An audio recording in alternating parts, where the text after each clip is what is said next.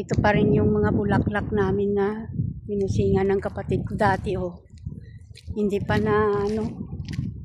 sila namatay kahit anong maraming, kahit gaano kainit, buhay pa rin sila. Mas lalo nga silang dumami. Tingnan nyo guys, ang ganda.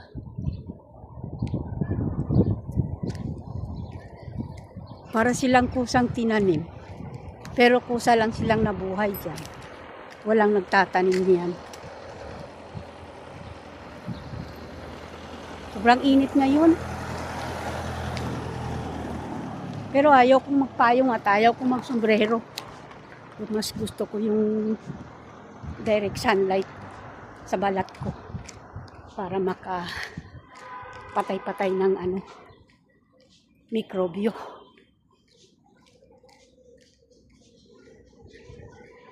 Kailangan kong magmadali kasi may pupuntahan pa akong iba.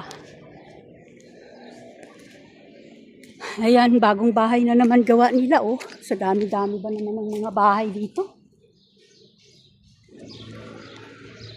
Dati puro mga tanim yang dyan. Ngayon wala na.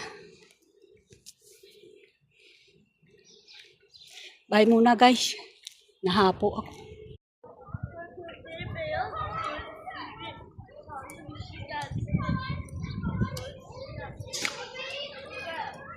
Ganda ng mga bahay dito kung gusto nyong magrenta.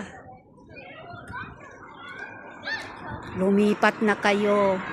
Kasi lahat yan mga bago at saka mga free. Free pa, walang nakatira. Kaya pag nagrenta kayo, unang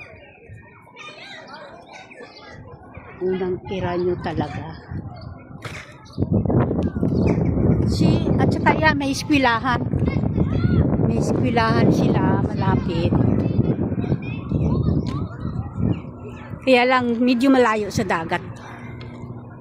Medyo malayo sila sa dagat. Nandito kasi yung sa likod ya. Dito kami pumunta. Kaya, ayan ang bahay na yun. Ang ganda, oh. Yan, lahat yan free. Wala pang nakatira.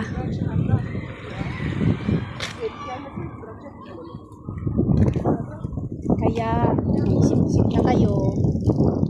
Ayun, maganda rin. Ganda rin dyan. Bye guys.